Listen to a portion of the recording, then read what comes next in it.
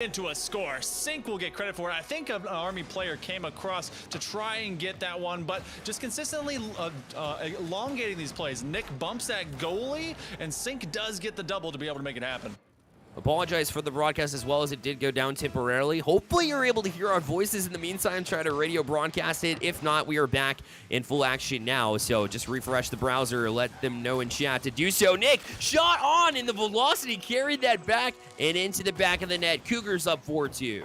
You could say that Mr. Queso here is cheesing on them, looking for every single chance they can to be able to put these extra shots on target. If he's not delivering the first blow, if he's not expanding and extending these plays, then he's making sure that the next tap after a teammate is going to be lethal. But Army, they're going to still threaten. They've been able to do so twice. End up finding NECC in space. I think he was looking for a demo, ended up getting sideswiped himself.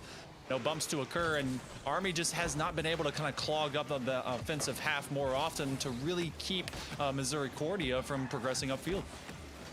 And they have been doing a good job to really limit chances by getting the bumps on to their opponents here. And Misericordia Cougars, who have since the halfway mark been in full control, as JJ not able to get past NECC as he just stays patient. NECC's looking at a wide open net. Unfortunately, he couldn't do much with it. That being said, they still have with 26 seconds left, so won't be too big of an error as they'll look to kill even more time on the offensive side of the field and in that corner as Joe V will get it over to NECC. He'll kill even more time. Good patience there, but loses it. And Joe V now on the backtrack. Coco, a chance. It'll go up the wall here. A touch away. JJ needing a goal here in the next 5. Can't do so. It'll be Misericordia with the first game win. And they looked really good in that second half, Hill Monkey Man.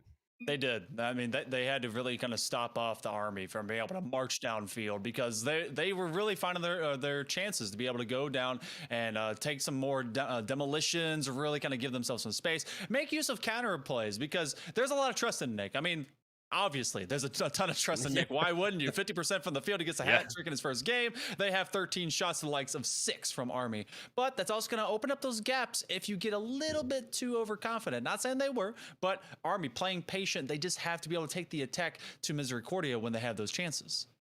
Exactly. They did a good job to hang in there, too. Army West Point, of course, I mean, they have a great record to show for it. They're a very strong team, but it's kind of intimidating going up against the likes of NECC on the other side of the pitch. I don't think it's coincidence that they're at the 6-0 mark like they are because, I mean, they're just taking games by control. He had a hat trick in that one. I expect no less. So when you have to anticipate that your team, the team across the pitch and the player across the pitch, NECC, is most likely going to get a hat trick every single game, because of the amount of shots and his accuracy, you have to match that. You have to find some offense. It's just a matter of how do you get it done. And for me, I honestly don't have a solution when NECC's on the other side of the pitch. If we had solutions, we'd be at that level of play, I think. Exactly, yeah. we like to think so. Yeah.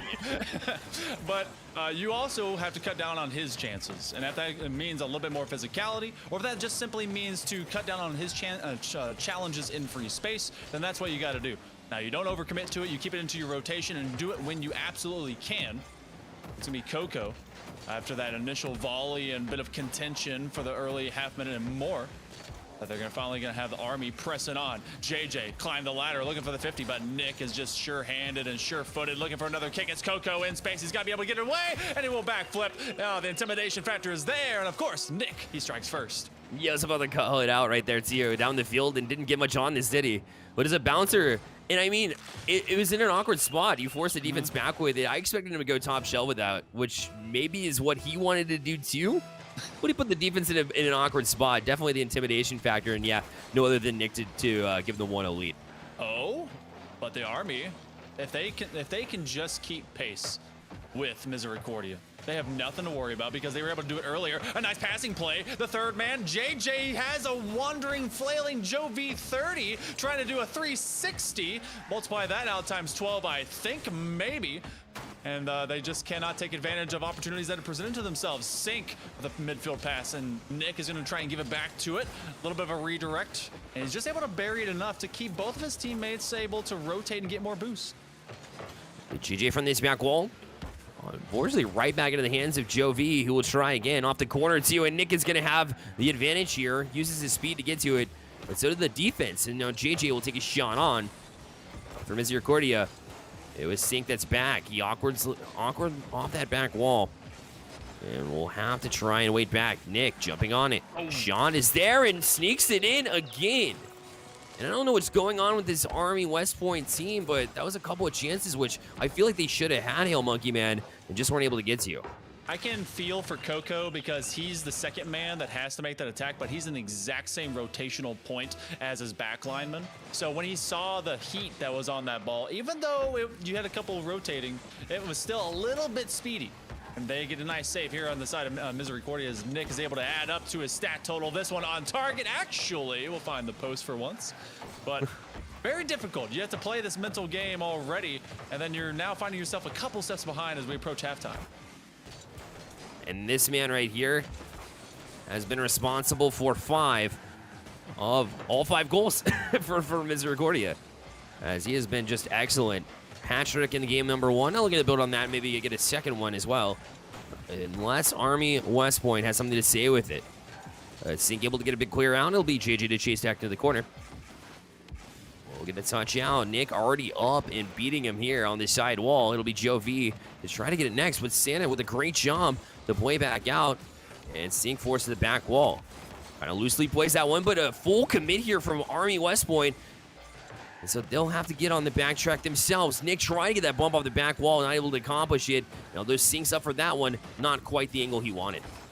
See, I liked what JJ did earlier because he saw Nick coming to him. And that's, again, the intimidation factor is there. You know he's a threat, but able to just get something of a touch. Challenge him in open space and deny him the free one.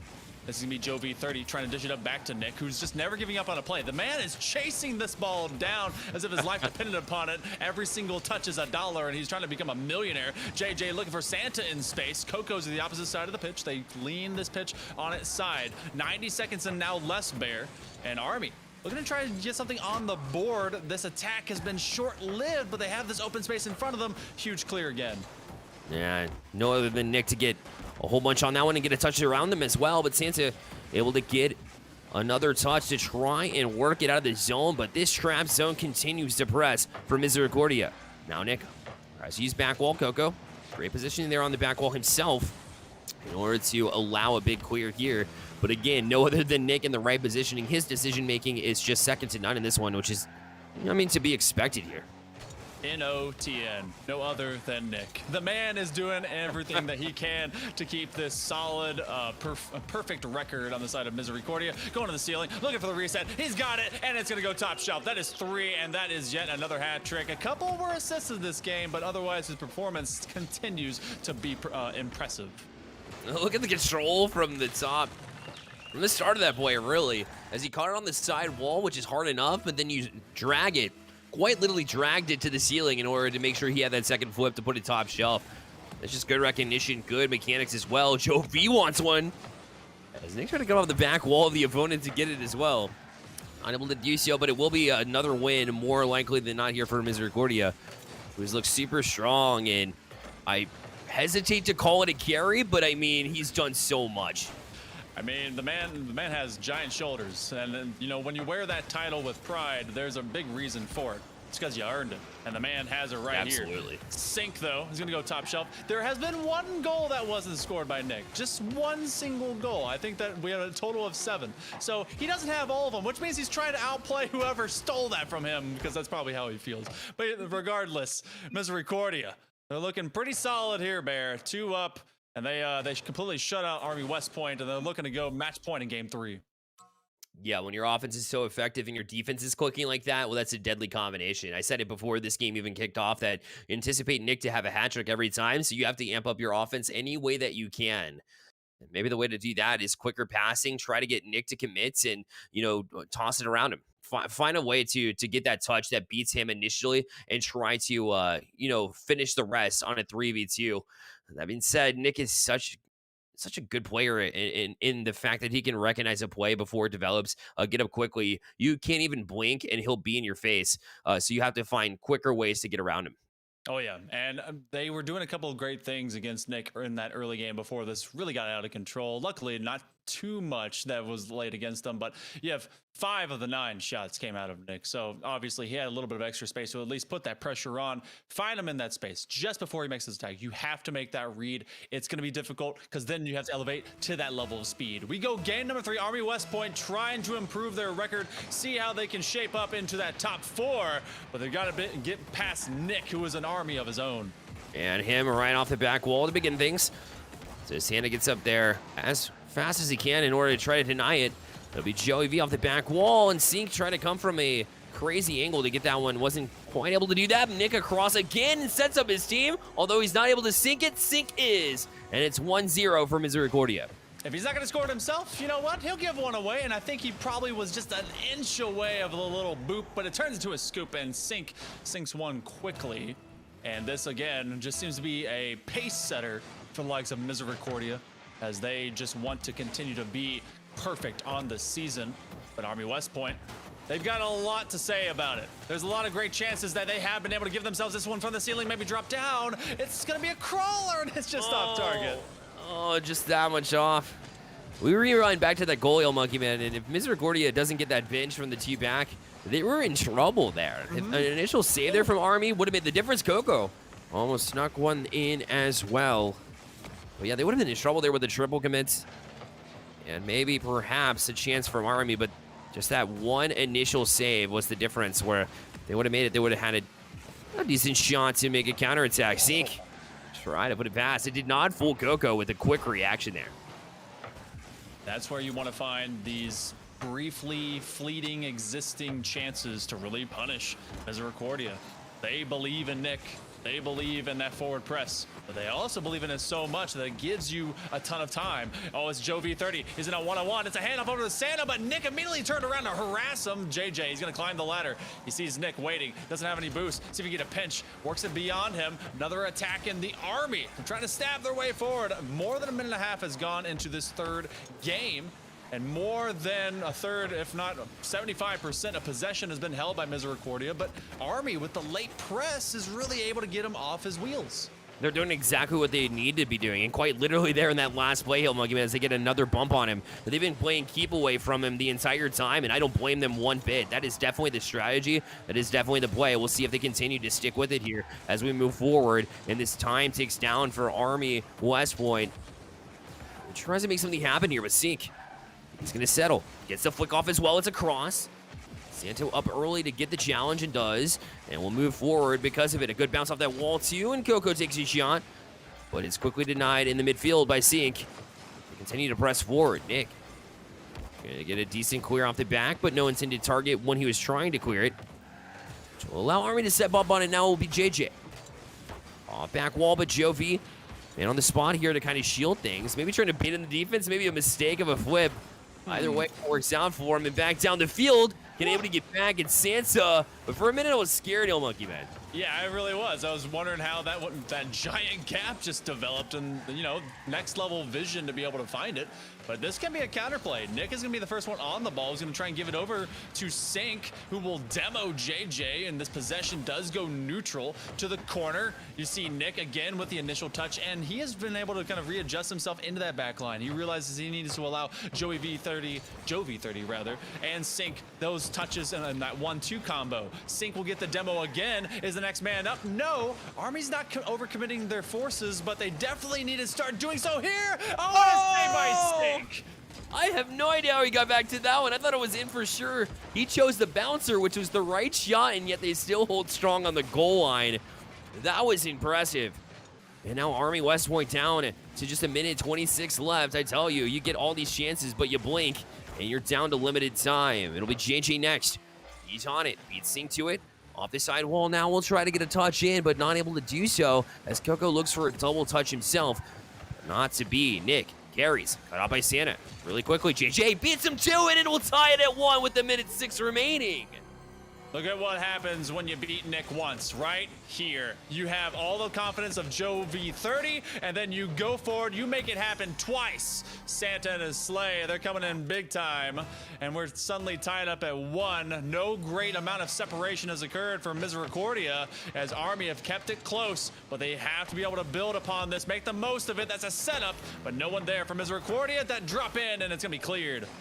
And now's the time to stick to your guns, quite literally, for your Army West Point, as you have done a good job to establish your presence here, to get the game plan going, and hopefully keep with it. It's Joey V. No, Joe V30 will give them the lead again. It's Misericordia.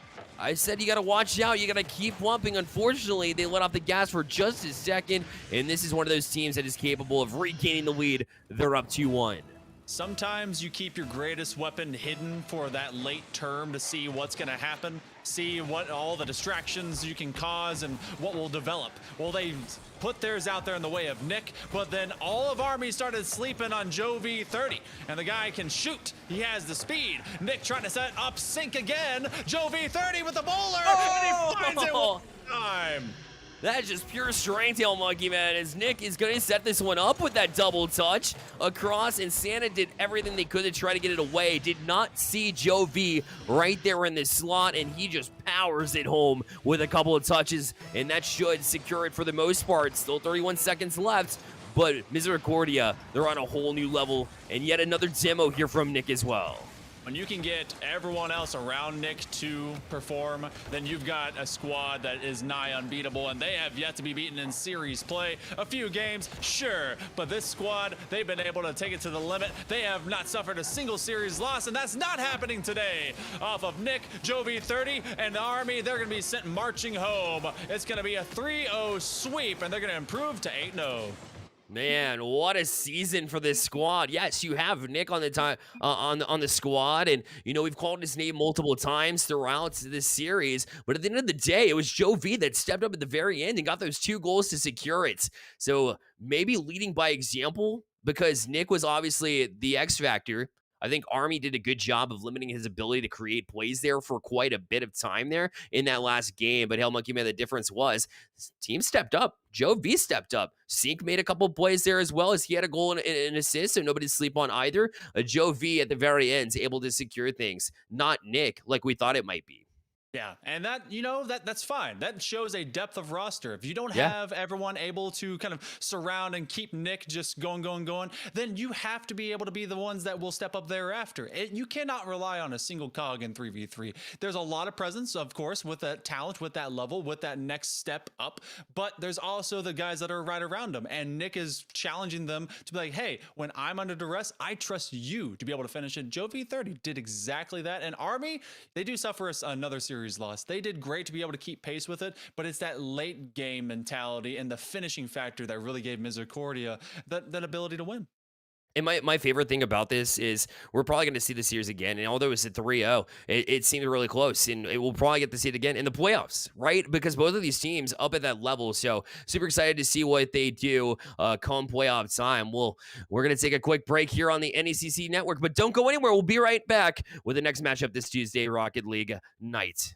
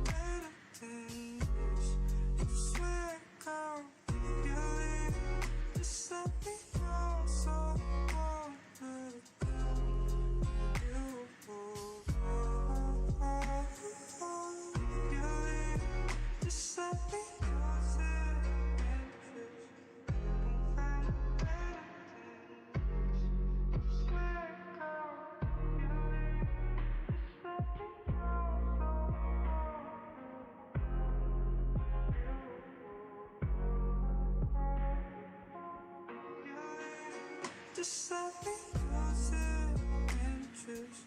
You won't find a better than this. If you swear, girl, you leave. Just let me know so I won't let it down. You leave. Just let me. You won't find a better than this. If you swear, girl.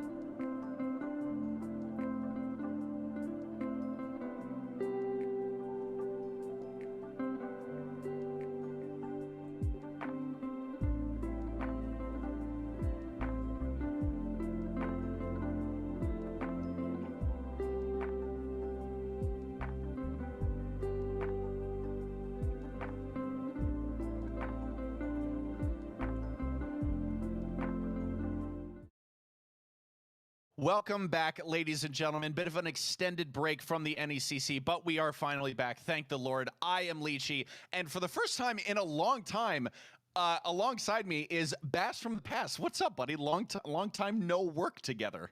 It's been I can't even think about how long it's probably been. I want to say since Long probably last season at the NECC was the last time you and I got to hop into the booth together. But hey, we are back here on this lovely Tuesday to get in some more collegiate Rocket League action. And this is an interesting one. This is the Battle of the Concordias here. It's Concordia, Wisconsin versus Concordia, Nebraska. And they may not necessarily be coming into this one with the same record, but at least there's a little bit of beef, quote unquote, behind the scenes. Not really sure how to phrase it. Yeah, behind the scenes, it may become very public here on the pitch momentarily as we look to hopefully get the players on in a second. Let's talk about the number side of this, Bass. So listen, there's no denying that Wisconsin are top dog right now in Navigator Cyan. They're 6-0. They've lost 3 games, not series, games the entire season. 18-3. 4 of their 6 wins were complete sweeps. There's no other way to describe it. This is going to be a top-heavy battle. Nebraska are going to need to fight for every little scrap that they can possibly get tonight. Yeah, they really are. And it's going to be an interesting battle with them. But again, we don't want to say that it is impossible because they've been pushed to the limits a couple of different times here. Some teams have taken some games away from them. So let's see. Can we see some success here out of Concordia, Nebraska? I really do think that they're going to be able to get this one done, give us a good back and forth. But one thing is for certain. A good first game is going to be, well, I'd say essential here for Concordia, Nebraska. Let's get this underway. 5 minutes up on the clock, ladies and gentlemen. It is a best of 5. Acre, Sausage Llama, and 2 Dog Lucky going up against OG Baba, Beaston, and Tay CJ. Speaking of which, will have the ball taken away from him. 2 Dog Lucky feeds it over to Sausage Llama. That is towards an open goal. Goal number 1. Guess what? Going the way was Wisconsin. Yeah, not too surprising. Like we said, here Wisconsin come into this one the heavy favorites. The way they do so, a little bit surprising considering a pinch towards the net there. But that being said, it's not necessarily the most surprising outcome overall here. Like we said, Nebraska gonna have to be very careful here in this first game. They need momentum in their favor, and giving up a goal early is not gonna do them any favors at all. And well, here comes another goal that could potentially come. Again, offense building here for Wisconsin. And if they get too many goals early in this one, Lychee, they might just run away with this before we can even start to see the offense blossom for Nebraska. Which is the exact thing you don't want to see. You want Nebraska to feel like they can get at least a little bit comfortable. I know, easier said than done against an opponent that is currently 6-0 on the season, but you need to do everything possible to stack the cards in your favor. And this one is wide open. Sausage Llama feeds that one across. An interesting decision. I feel like the move would have been just kind of feed it across the face of goal, but I don't know. Maybe they wanted a little bit more of a challenge. Acre now down Sausage Llama. That's a shot off wide. Baba sends it out to the right side. 90 seconds gone. Wisconsin still in the driver's seat. They're looking pretty comfortable right now, though, on the side of Nebraska here. No longer the same sort of panic we saw in the first minute of play. Give them a little bit of extra time, and they're finally starting to settle in. But does that mean they're going to start to get some offense against their opponents here? Not quite able to.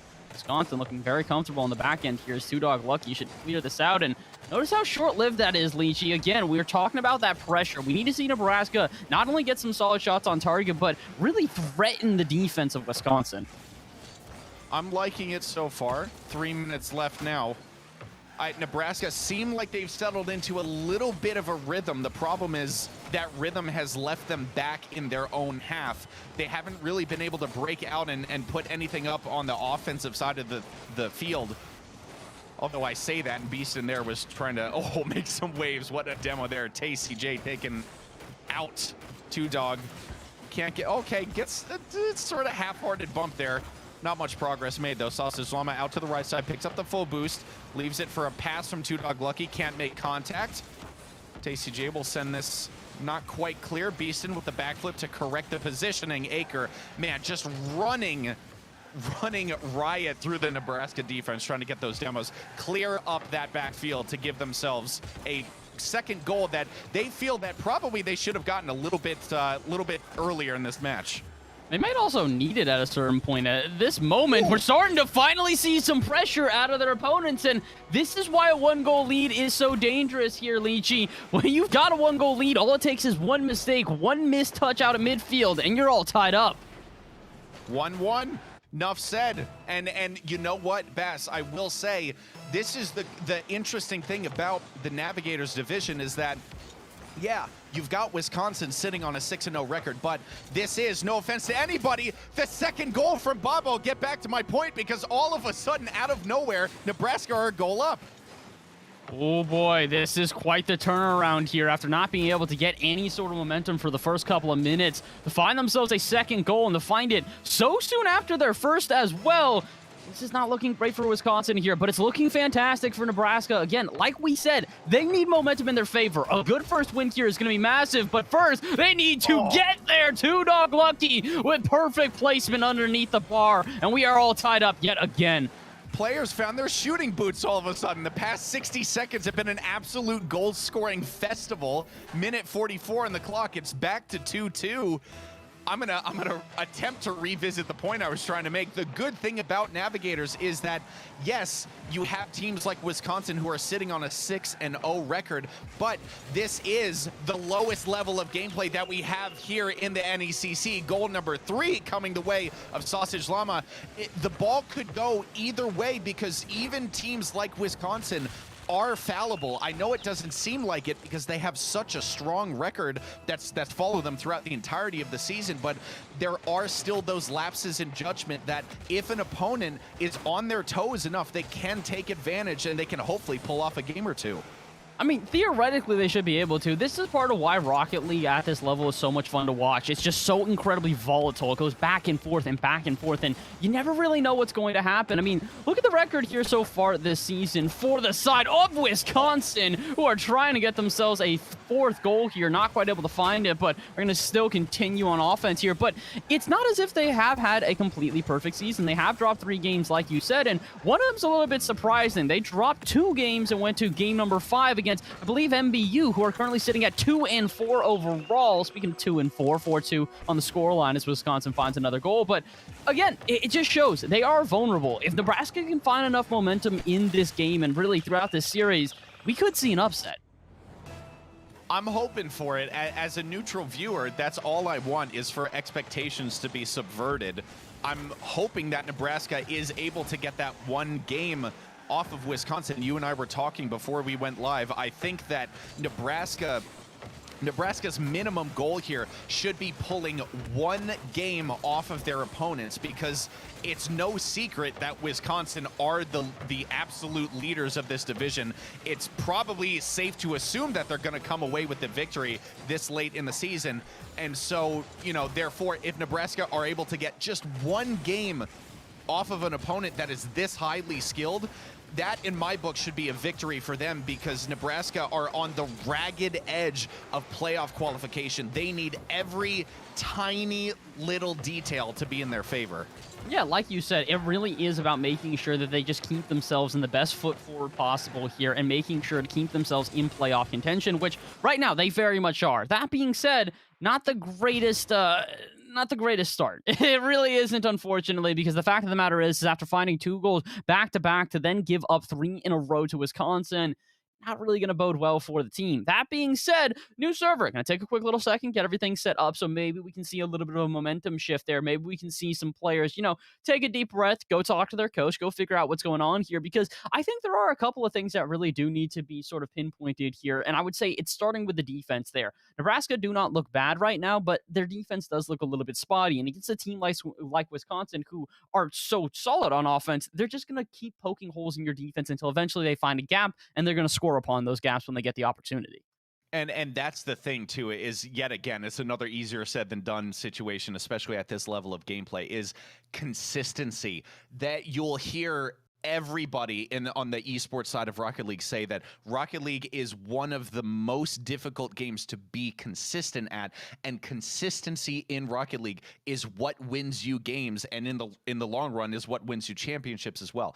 At this level of gameplay, consistency is so difficult to find. You have hot and cold swings multiple times a day, let alone like, a couple times throughout the week. So if it's happening all in the same match, and game one you're feeling on fire, and game two all of a sudden there's some mental block where your brain isn't connecting properly with your fingers and nothing's going right, and the communication isn't there, and you're making like slight mechanical mistakes, it's very possible to see all of those things shape up here in the Navigators division. So you feel for these players a lot, because they can feel or they can look so good for like a 2 to 3 minute stretch in one game, and then all of a sudden have 2 or 3 catastrophic mistakes, and it wipes out all of that fantastic process or progress that team has made. So I'm crossing my fingers for a little bit more consistency from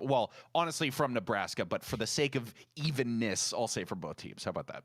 Yeah, we'd like to see consistent play on both sides here. Again, at the end of the day, as commentators, the only thing we're really looking for here is Game 5. That's always the goal. Just a good back and forth series that's really entertaining to watch, and I think we can see that here. I really do think we can see that, because like you said, there's always chances for teams to kind of go back and forth here, and for the momentum to shift either way.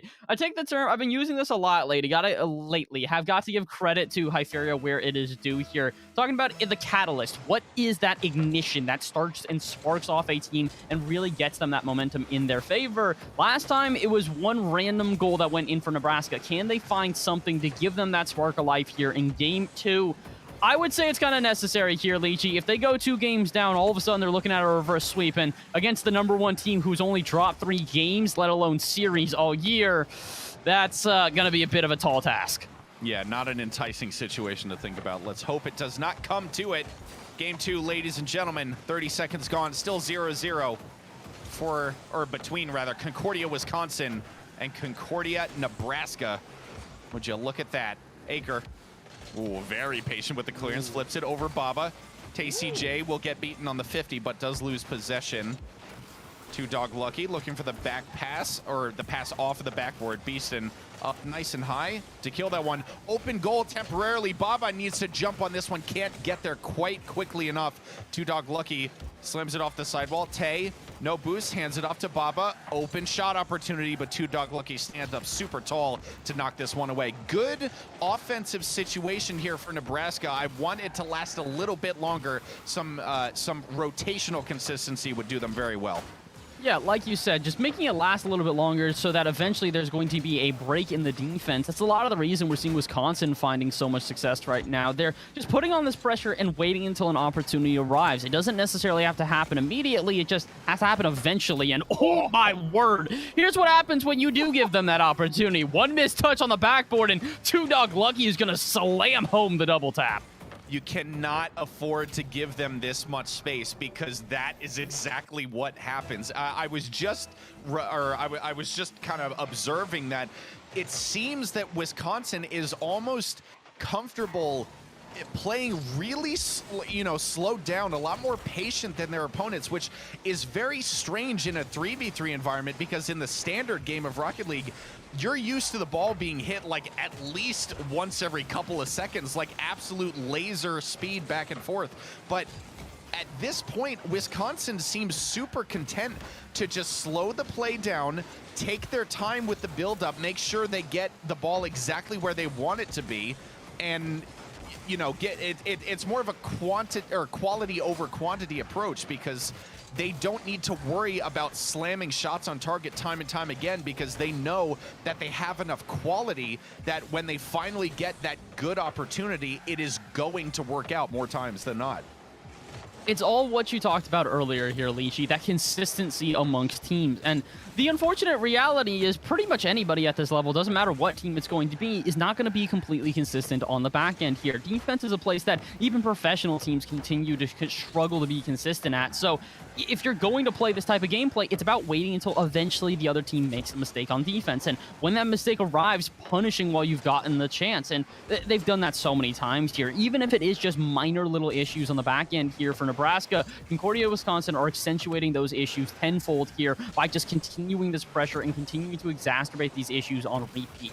With 2 minutes remaining, they don't necessarily have a completely safe scenario here, though. All it takes is one good breakout from Nebraska, and we're all tied up again. And I'll tell you what also helps consistency is being able to slow the play down and slam goals in like that. Sausage Llama makes it 2 for Wisconsin.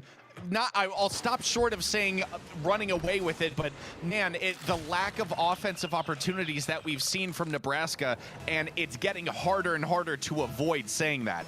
Yeah, it's getting rather difficult here. It's not to say that Nebraska haven't had any opportunities here, but they just haven't had as many. Just straight up double the amount of shots here for Wisconsin at this point. Let's make it 9 instead. This one off the post. Is there a follow-up? No. TCJ, good touch on out, and the follow-up from Beeston should get a clear for a second.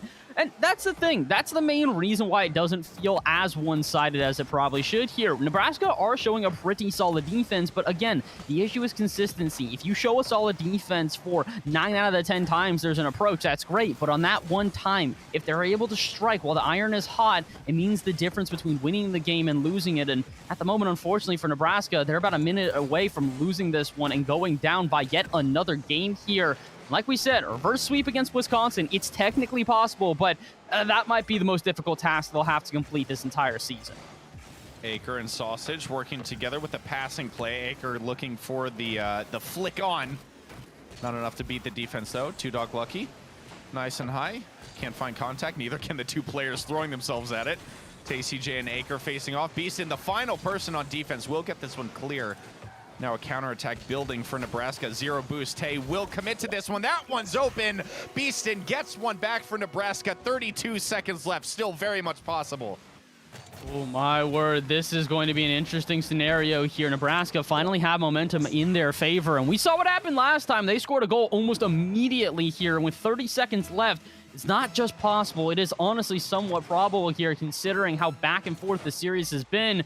It's up to Wisconsin. Can they avoid that scenario? Honestly, can they find themselves another goal? A little bit of a safety net. No such luck. Two Dog Lucky almost able to get that one in, but what about the follow-up from Aker? Tries to slam it off the backboard. No such luck here, and we're getting down to crunch time, and unfortunately, it's not the team we need on offense right now. It's Wisconsin trying to put in the dagger here, close out this game, and I think they will. They've got a good midfield presence that is just not allowing Nebraska out of their half, and oh, wait a minute. One good touch here. TCJ going the other way, not able to keep it up, though. Wisconsin, indeed, take their second game in a row and are on the verge of a sweep. You had a little bit of belief there, just that tiny little bit. It was like you saw wide open green pastures, and then you look down, you see that little shadow marker of the ball, and it's just too far in front of the nose. Shame. I won't say... Honestly, I won't say that Nebraska looked necessarily better than they did in game one. They had some extended offensive pressure early on in the stages of game two. It only lasted for about like 20 to 30 seconds, and you know we'll touch on it again.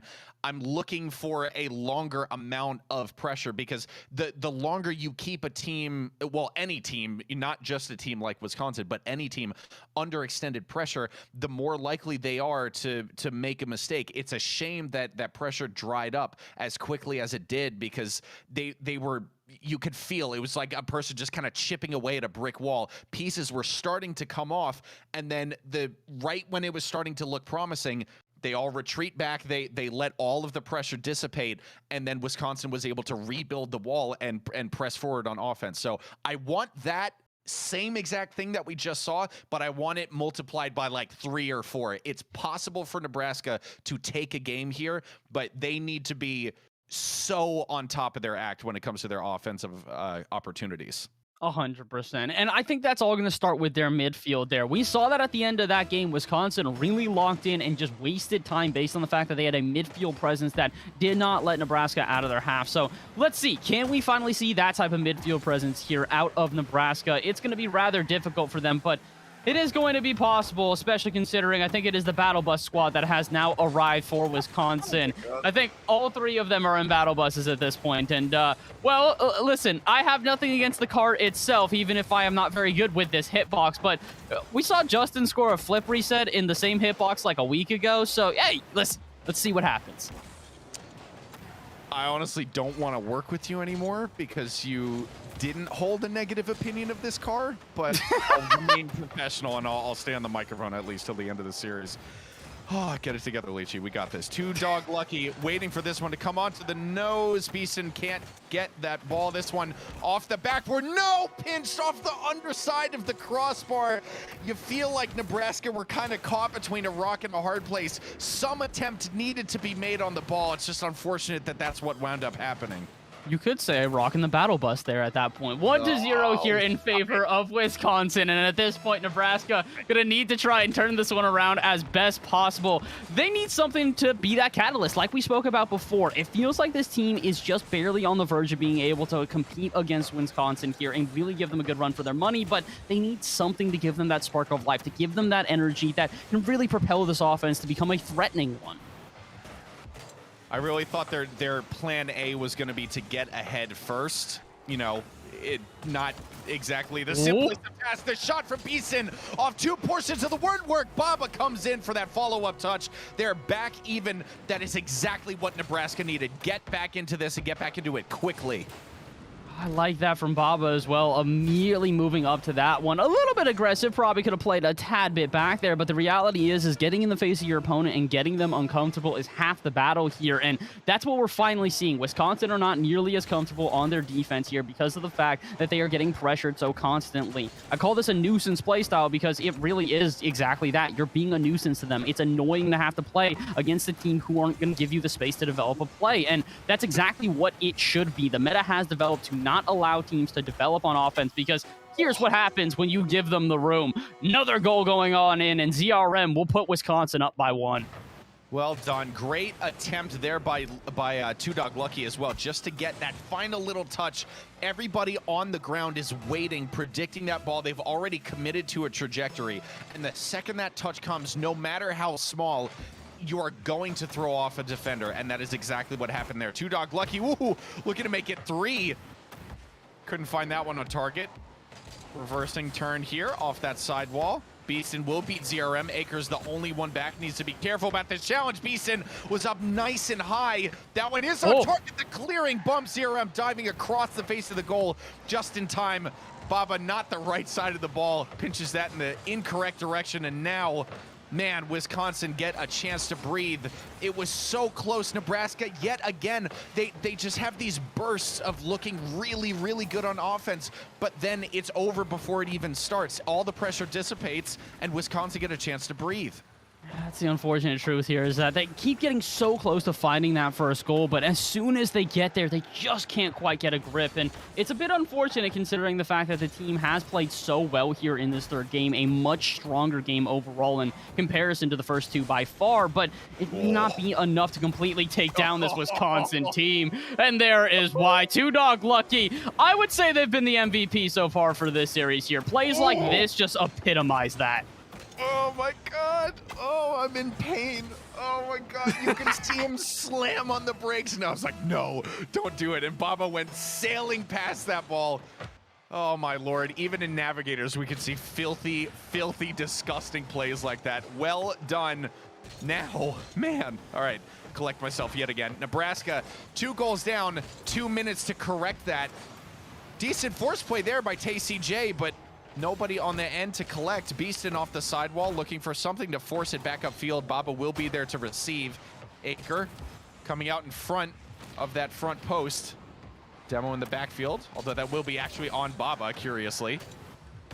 Two Dog Lucky looking to break out of the corner, and does. One last player to beat, but Baba will see it right past him. 90 seconds left here, and TCJ, no, can't find that double tap. Man, Nebraska yet again find themselves in a situation where they need to put the afterburners on. They'll need to do it even more now that the goal gap has increased to 3. It's 4-1. Oh, unfortunately, I'm going to have to talk about the wise words of our friend Lars Nude here. The 90-second mark has crossed, and we are down by 3 at this point. Looking nigh impossible for Nebraska to come back here. They basically need to get a kickoff goal, and then immediately after that, go right back on the assault on offense here. And that's not going to be an easy task, especially against a Wisconsin team who have shown that they are capable of defense here. Even if they haven't been pressed into defense all that often, when they have to, they stand pretty tall. So let's see, 70 seconds left now, and in my time explaining it, we've wasted a lot of valuable time that, well, Nebraska cannot afford to waste here. Their back's against the wall. They need a goal, and they need it now. Who bribed you? That's the second NECC caster you've mentioned by name. Yep. I don't know. I'm gonna have to talk to somebody after this. 50 seconds left. Baba. Oh, filters it down. No, it's off the underside of the crossbar. Two Dog Lucky will see this one clear. Final 40 seconds and change now off the backboard. Baba, well positioned, will get this one for free. That's a second goal for Nebraska. Too little, too late, I'm afraid. I mean, there's 40 seconds left. Theoretically, this is possible. I've seen some insane comebacks in my day, but the main thing that you usually see before a comeback starts is momentum in their favor. Last time we saw momentum in our favor for Nebraska, it was a quick couple goals that really gave them that spark. Let's see if maybe this can be that spark necessary here. They are back on offense after a decent kickoff, but no shot has arrived yet. CRM, though, and Two Dog Lucky double commitment. B's going to put this into the backboard, and if this gets scored, there is a chance. No! Touch goes backwards. Probably should have just left that to someone else on the Nebraska team, and in doing so, they've now wasted valuable seconds off the clock, and, well, we are down to too little too late here. 15 seconds left, and let's use this time to shout out another caster at this point. Why not? Shout out Hail Monkey Man and Bearlight, who just got done with the last matchup, because apparently at that point that is my shtick, and I like that shtick. I'm happy to shout out casters who deserve it. This is illegal. This is illegal. I'm talking to my legal team. Ladies and gentlemen, yet another sweep. The 5th sweep on the season going the way of Wisconsin. Nebraska, I don't know. Bass, I'm going to be a little harsh. I'm going to. I very often remark that there are teams that don't necessarily deserve to be swept. I'm not going to say that Nebraska deserved to be swept, but I don't know that they necessarily deserved a better result than this, because I just didn't see enough offensive capability. I didn't see enough contribution on the attacking side of the ball, and I didn't see enough consistency to warrant anything other than a 3-0 drubbing. I mean, they kept it relatively close in the game-to-game scoreline, but at the end of the day, it's going to go into the books as a 3-0.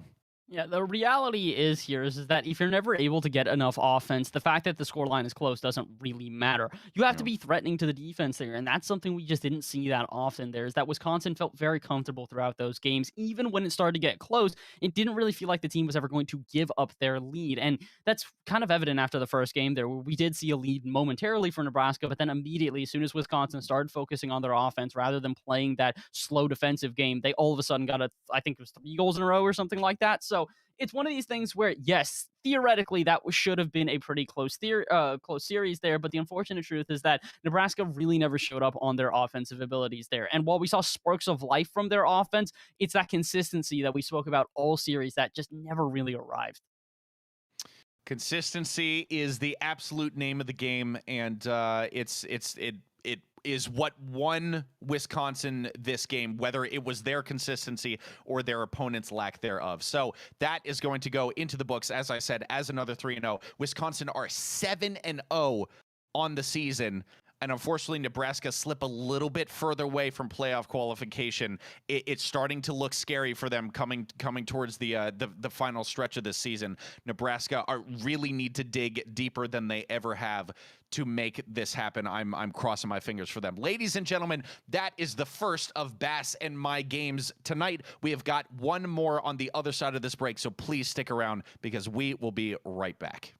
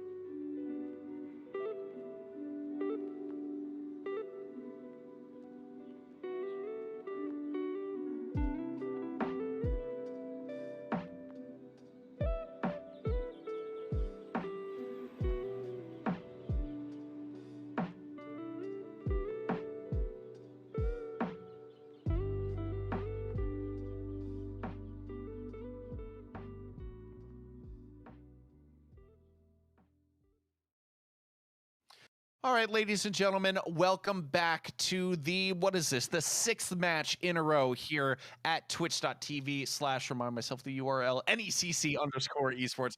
I am still Leechy. That is still Bass from the past. And we are still here screaming into microphones about Rocket League. Bass, the next pairing that we have, it's still Navigator Cyan, but on paper at least should be a significantly closer battle as far as the numbers are concerned.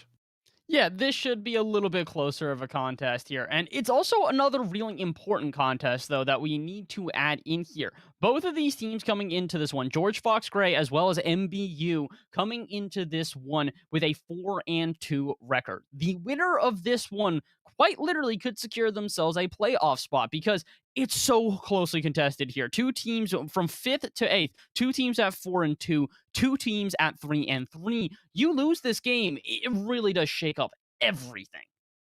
Yeah, it shakes up everything, and more importantly, well, for the winning person, it solidifies everything for themselves. And honestly, either team could take it. I did make a bit of a premature prediction. I do think Missouri Baptist is going to take it purely on the back of what their previous results were throughout the season. Their only two matches that they lost were game 5s, so they went all the way, and then it just slipped out of their fingers at the last moment. But every single other one of their wins, it was a 3-1, a 3-0, then their 2 losses in a row, and then 2 more sweeps. So Missouri Baptist, I would assume, feeling absolutely on fire.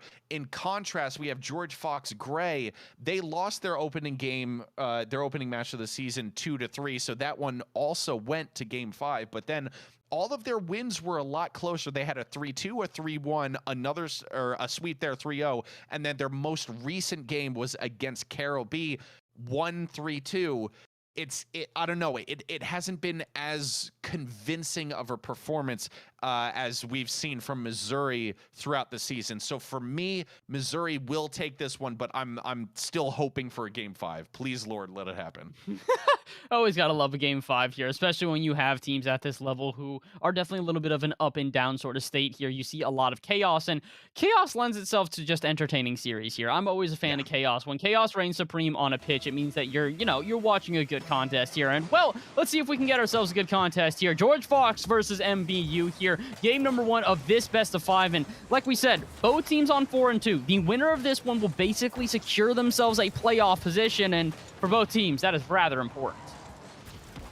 Let's get this underway. 5 minutes on the clock. Call Me Landed, Snorlax Guy, and Big Shrig going up against Blue Phoenix, Dreads, and Shadow Dog. Call Me Landon slamming this one up nice and high. Looking for a follow-up touch. No, actually fakes it out. Dreads does knock it out to the right side.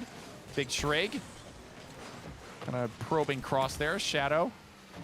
Right off to the nose to Snorlax, who yet again goes for another booming clear.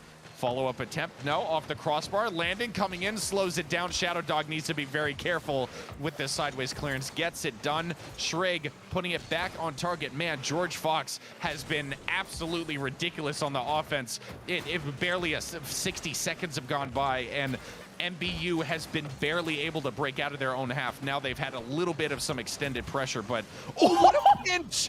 What a pinch! What just happened? What was the speed on this ball? 68 miles an hour. Oh, one off. We were so close. Wait. I'm sorry. How did this even pinch? Off the ground? Oh, my God. All right. Well, there's one way to turn it around there. If George Fox is just going to have extended pressure for forever, get extended pressure or no extension of the pressure. Just get pressure that goes directly into the back of the net. Welcome to MBU here. It's a heck of a way to turn this game around, and they didn't even really need to do that. We're only a minute 15 into game number 1, and if that sets the tone for the series and we have goals like that be the norm, all for it. Let's have that type of series. I'm absolutely down for this back and forth. Welcome to Rocket League, where literally any type of goal can be scored at any point in time. I love it. That's why we say, Bass, that, a 1-goal lead is never safe, because you can have, mechanical wizardry or nonsense like we just saw there with some ridiculously fast ground pitch. Anything can happen. You've always got to be on your toes. Big Shrig trying to be on or keep his opponents on their toes. Landed looking for the backboard read, not super powerful, 0 boost. We'll commit to this one though. Can't get past Blue Phoenix in the corner. Blue Phoenix and Dreads smooching in the corner. Can't get this one out. Oh, Dreads staying planted for that block. That one gets clear. Blue Phoenix will pay for it with his life. A nice shot. Dreads makes it 2. Ooh, MBU showing they're a patient team here. They're fine if they get forced into their own half. If George Fox want to throw as much offense as physically possible at them, they're okay to endure it. Eventually, they'll find a good counterattack. And the team really showing their pace of play is what's dictating this one right now. The fact that they can transition out of their own half, do so incredibly quickly, and then immediately get George Fox on their heels. This is a rather surprising result. We saw the first minute of this game. It looked like George Fox were inevitably going to find themselves a goal, but all of a sudden, we're halfway through this game, and it's a 2-0 shutout. Could be a 3-0 if we can see another goal. No, Dreads puts it off target, and Shadow Dog can't make the follow-up, but MBU, again, their transitions, their quick counterattacks are just making them lethal. So very close to number 3. Shrigg can't get it past Phoenix. Shadow Dog is up nice and high, but misjudges the height of that ball. Dreads leaves this to Blue Phoenix to clear all the way down to George Fox's half. Oh, out across. Dreads will make it 3, beating the defender at the near post. That one wasn't even close. 2 minutes remaining, and MBU have stamped their authority on this match.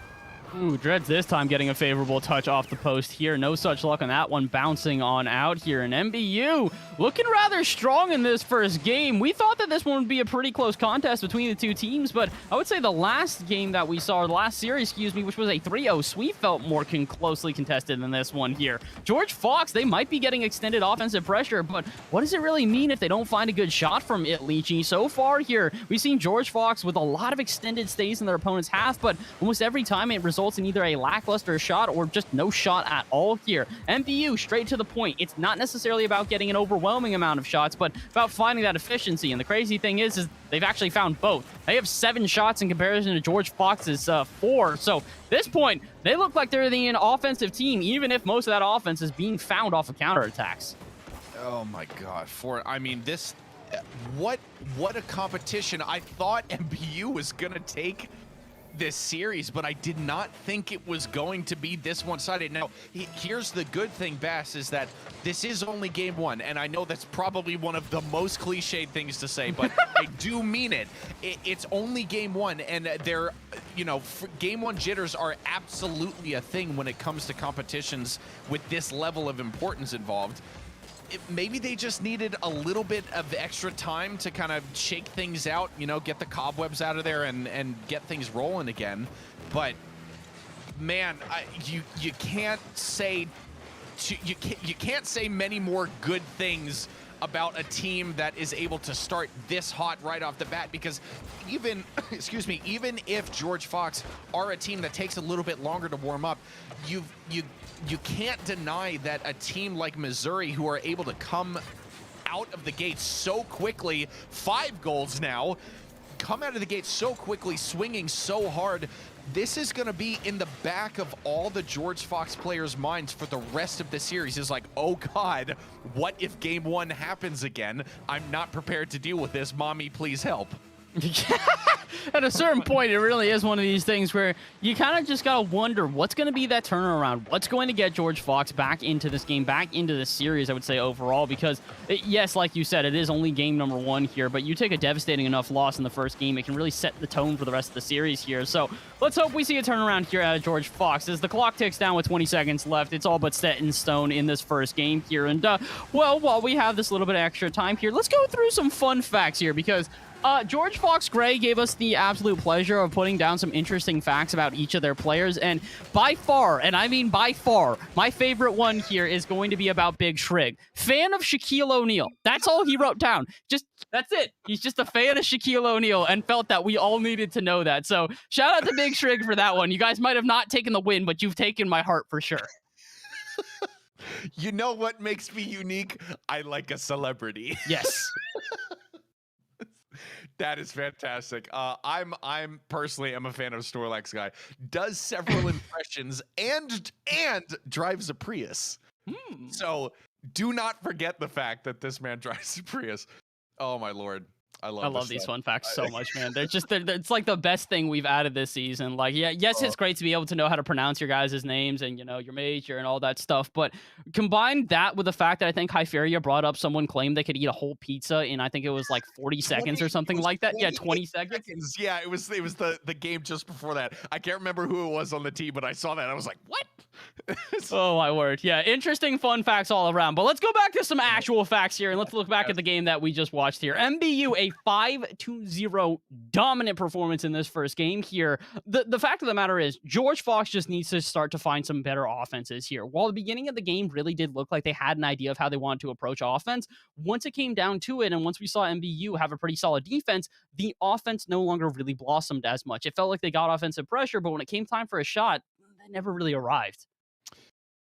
George Fox had 5 shots. Like, it wasn't for want of trying. Obviously, when you're going up against a team that has 11, the job is going to be a little bit more difficult, but 5 shots, you should at least be able to find the back of the net once or twice there.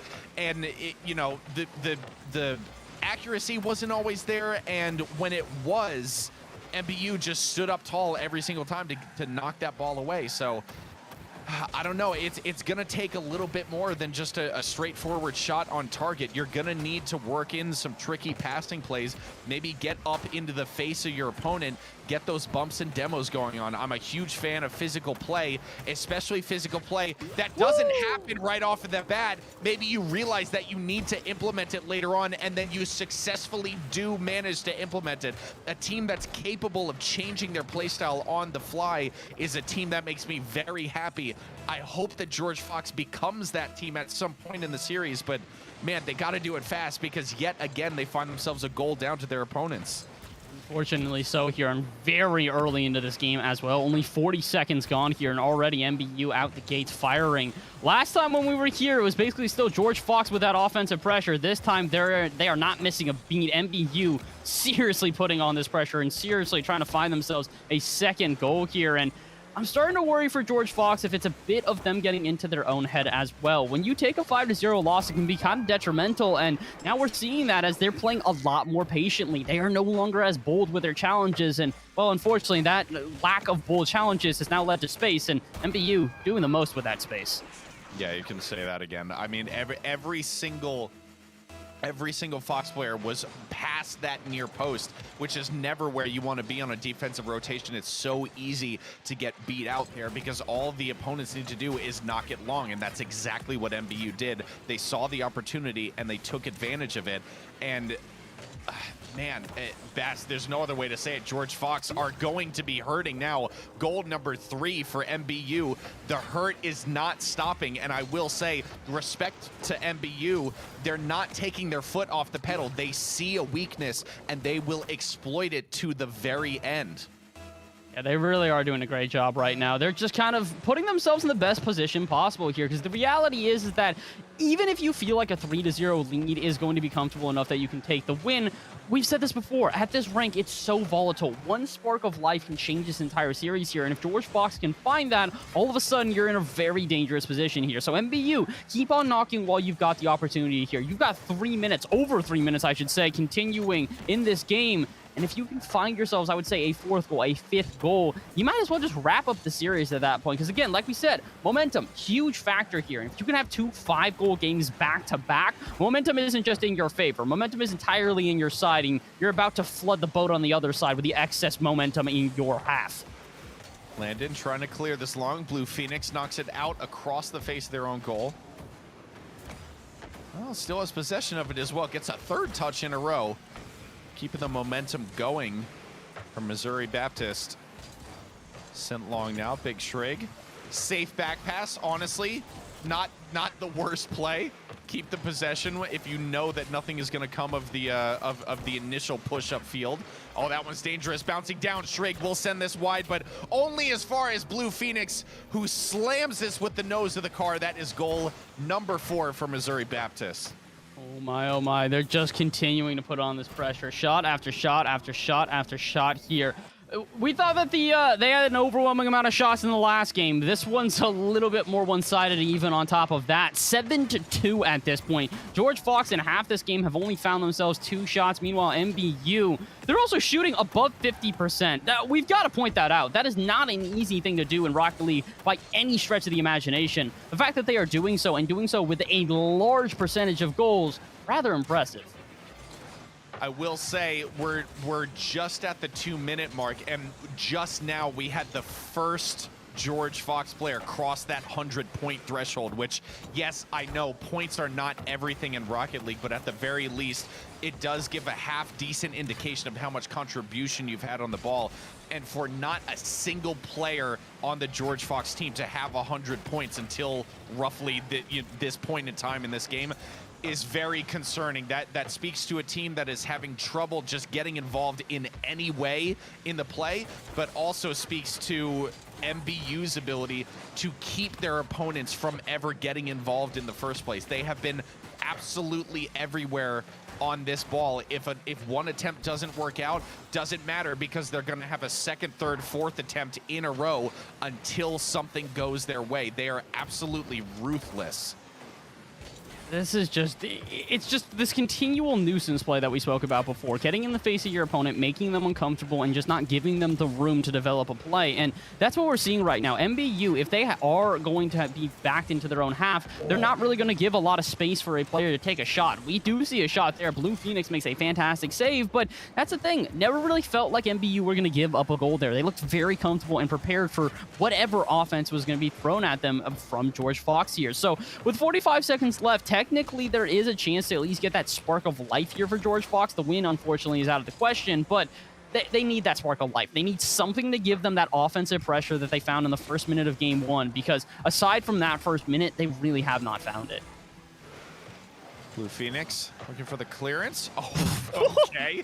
Okay, right place, right time. Technically a double tap. Take that off your bingo card. Snorlax. Clearance off the nose, 0 boost. We'll leave it to Landon. Oh, that one is just about on target off of that crossbar. That one's just wide. Phoenix getting disrupted here. Landon trying to put it on target, but yet again, the shot falling a little bit short of on target. No. Dread over to Blue Phoenix will make it 5 for no reason other than they simply can. It didn't need to happen, but they could, so it did. That is, I don't know if heartbreaking is the right word. Devastating at a certain point for George Fox. They are getting within inches of being able to find themselves that first goal, and then all of a sudden, turns around. MBU put in a 5th, and actually realizing, no, they did have to do that. They keep the streak alive. 2 5-0 games in a row now at this point, Lychee. Fair. Fine. Keep streaks alive. No hate towards them. George Fox, again, yet another 5-shot game. Yet another 0-goal game. Bass, I need a little bit of help. I don't really know what else to say about George Fox. I don't know. I feel like we found the limit of how many ways there are to skin a cat, per se. MBU are hands down the better team right now. I genuinely did not expect it to be so one-sided. The numbers pointed to, if anything, a slight advantage in Missouri Baptist's favor, but 2 5-goal games in a row. This was very much not on the cards, at least not for me personally. I'm very surprised right now at what we've been seeing. I'm astonished, and unfortunately for George Fox, they're going to have to pick their jaw up off the floor and no longer be as astonished, because the reality is that we said this before going into this one. Game differential really matters here with both of these teams just on that line of playoff here. If George Fox go 0-3 on the night here, that might just eliminate them from playoffs. I can't confirm that for sure, but this is where they need to really just sort of buckle down and play their best Rocket League here. If they do not, MBU are not only going to put themselves probably basically into playoffs and guarantee themselves a spot, but they're going to knock their opponents out as well here. So this is going to be an interesting one. I've got faith in this series continuing here, but the reality is that George Fox needs to find that spark of life here. While they have not played poorly throughout this series, it is very clear, like you said, MBU have the advantage, and they look to carry that advantage into a sweep here in Game 3. Time for that team in that light blue color to make something happen. Dig deep, as we've been saying all throughout this evening. Shrigg over the top of Shadow Dog. Landon sending this down to the face of Dreads. Both teams clearly happy to play a little bit of ping pong, just back and forth, very reminiscent of the South American play style. Blue Phoenix will get the scoring started nice and early. That's 1-0. Oh, that's just a nice play all around here. Blue Phoenix, that is such an underrated angle. A lot of people don't really give credit to where it's due when you're going basically, I would say horizontally next to the goal there, pretty much parallel with it, and then somehow get an angle going towards the other end there. Fantastic. Honestly, just a really good shot here. And the unfortunate truth is that we don't need any more compliments on the side of MBU. You guys have already soaked up enough compliments here. It's time to give some light to George Fox, but not quite able to do so yet. They're pressed back into their half yet again here. And unfortunately, Lychee, it's the same old story here at this point. MBU get this pressure, and once they find their first goal, it's just an absolute onslaught of shots afterwards. Oh, onslaught of shots. There you go. Blue Phoenix, number 2. I think you hit the nail on the head, Bass. I think we're just gonna we're in store for more of the same here. At this point, it's MBU's series to lose, and I would never be foolish enough to say that they are in any risk of losing the series. But man, at the very least, I want George Fox to get on the board, Bass. I can't even believe I'm saying that, but we're in game 3, and MBU are 3 minutes and change from having a perfect sweep, keeping their opponents from ever getting on the score sheet once. And it's not often that you see teams at this level. Yes, we're in Navigators, but both of these teams were in playoff contention, and I say were because I do very much think that that's about to change. It's not often that you see teams at this level, you know, be able to shut somebody out so confidently. I'm at a bit of a loss for words. It's just, it isn't what we expected. I don't think we can say this enough times before it really rings home that this was supposed to be a close contest between two very even teams here. And I will give credit where it's due. George Fox definitely do look a lot stronger here in this third game, but the reality is aside from that one play, MBU don't look like they have missed a beat. They still look just as consistent as before and seem to have that same sort of offensive pressure. And I mean, the stat line alone really should epitomize that. 6 shots to MBU, a single one to George Fox through half a game played here in game 3. It's one of these things where, as close as it may be, the edge has always been for MBU, and beyond it just being an edge at this point, it's a razor-sharp knife. They completely have this series in their grasp. As you mentioned before, it's their series to lose, and with 2 minutes and 20 seconds remaining, I just don't see it happening. Well, at the very least, fingers crossed for George Fox to get on the scoreboard here. Shadow Dog, oh, the dribble. Okay, almost the fake out working. Dreads was there to keep the momentum going in MBU's favor. Dreads rotating out now. Blue Phoenix waiting for this one to waterfall down. Big Shrig will clear this, but only as far as Shadow Dog. Knocking it back mid. Oh, almost feeding that all the way in himself. Dreads will kill the ball, stop it from passing that halfway line. Shrig will continue the momentum. Up high off this corner wall. Dreads over the top of Landon. Shadow Dog. Backboard pass. Dangerous. You hear the jump in the background, but not a single MBU player was able to get to that. Bass, we're at the point where MBU doesn't really need to find the back of the goal anymore. They can afford to just clear this ball long and only send a single player upfield to have, you know, a solo play effort, because at this point, it's not really worth risking anything. They've got it in the bag as far as they can tell. They kind of just need to burn the clock down.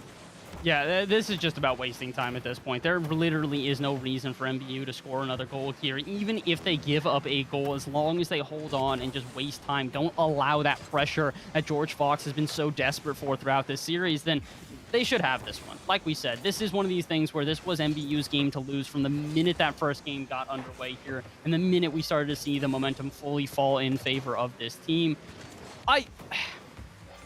I can't help but feel a little bit cheated here. I really did want a good back and forth here, and while MBU and George Fox did not play poorly here, MBU playing very well, and George Fox just, again, not quite able to really live up to their name here, but they didn't play bad. I just really wanted Game 5, man. Game 5s are always so much fun to watch.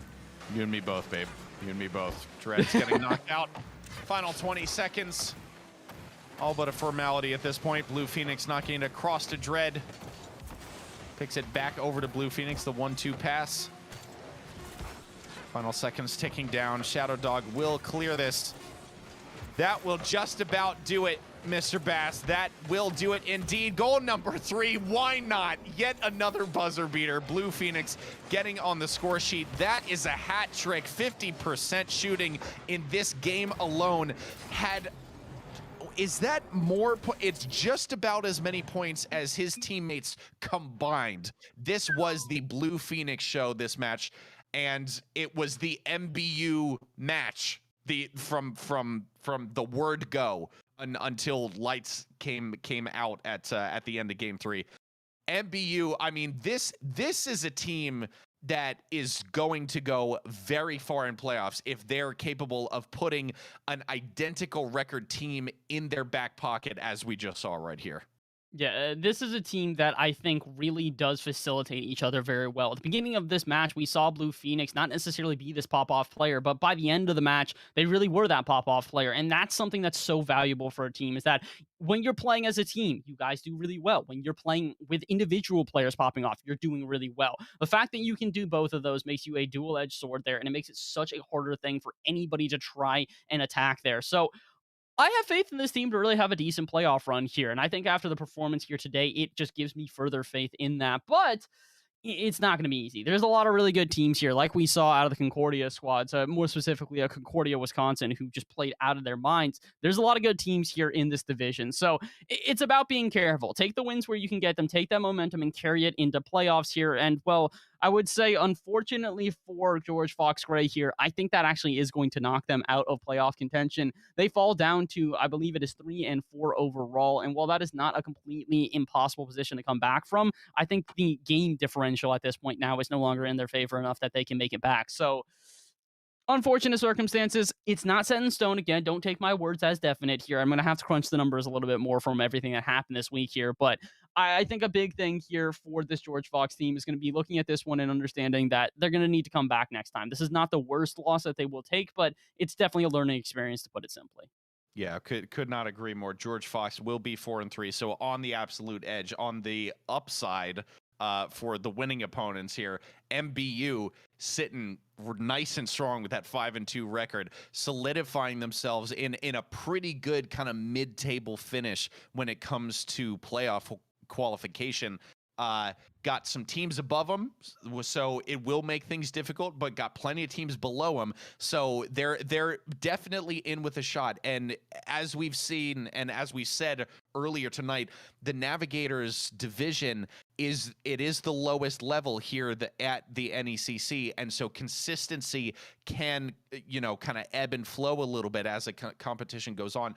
We saw right here, this was gameplay by an MBU team that, for me, I think I would have loved to see Wisconsin go up against MBU. I think that would have been a banger of a match. I think that, honestly, I think that's a pretty good shout for a potential final, wrap-up match when we get towards the tail end of playoffs. I wouldn't be surprised if that wound up happening. But MBU absolutely did the job that needed to happen, put their opponents in their back pocket. Things are going well for them. The rest of the season looks pretty good for them, but I do believe mathematically that pretty much locks up playoffs for themselves.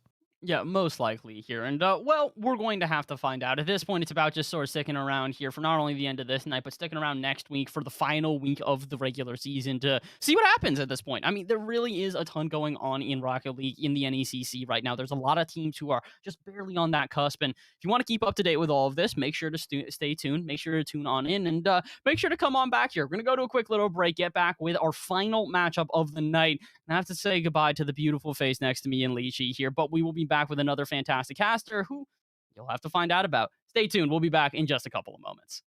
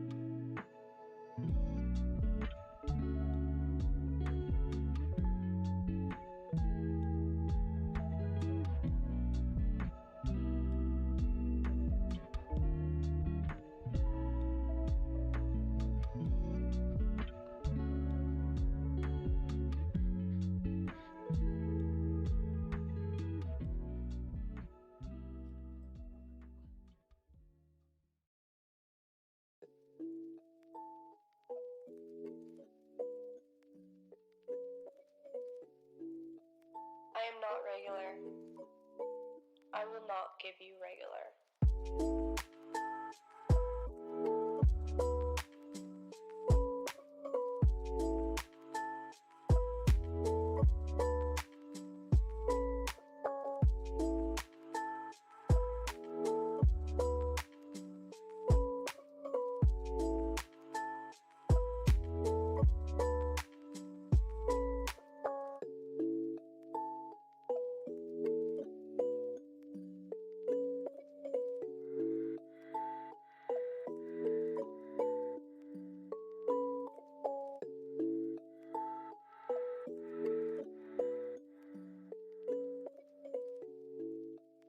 I am not regular. I will not give you regular.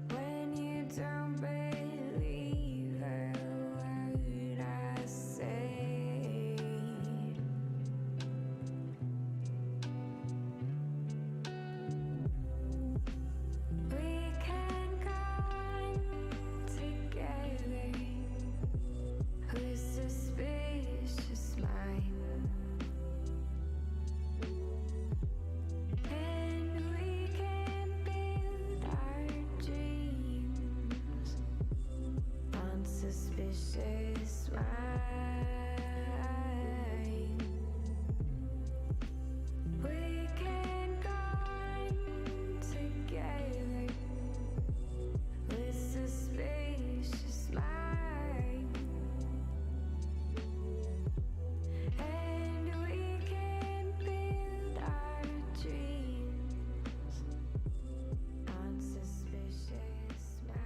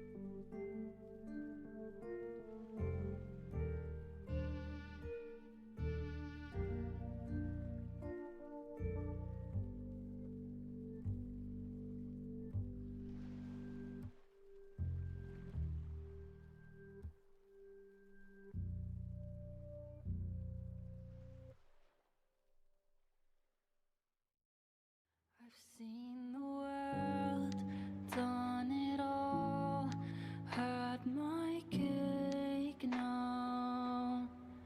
Diamonds, brilliant and brilliant now. But summer nights, mid-July, when you and I were forever wild. These crazy days, city lights, the way you'd play with me like a child. Will you still love me?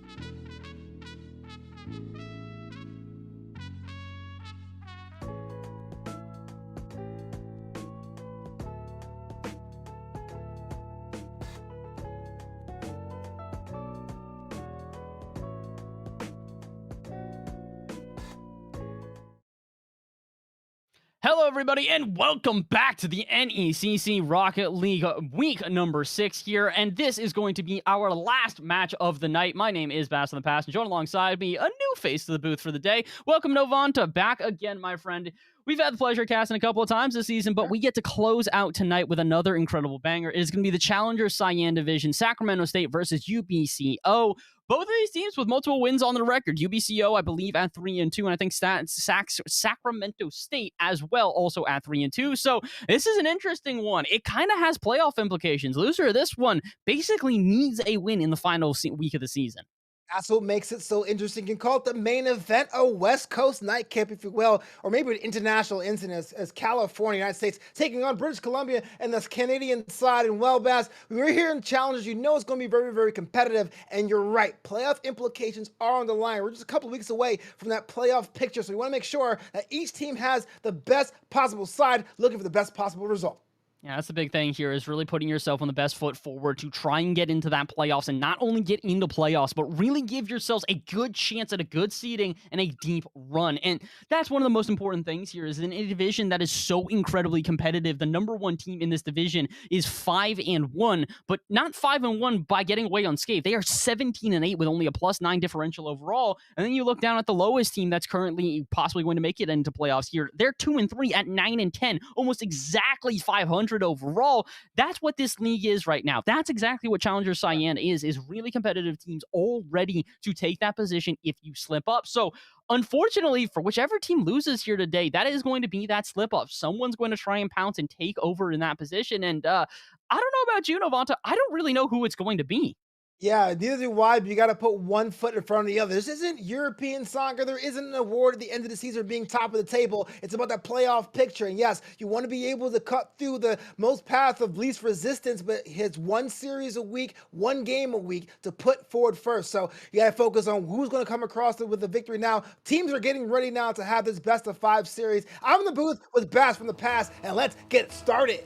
Here we go. Game number 1 here. This is going to be an interesting back and forth. Like we said, pretty even on paper. A slight edge, I would say, goes to UBCO here, but it's a slight of an edge as you can get. Not even close to razor sharp. It is probably pretty dull, which means we should get a pretty good back and forth here. At least I would keep my fingers crossed and hope so.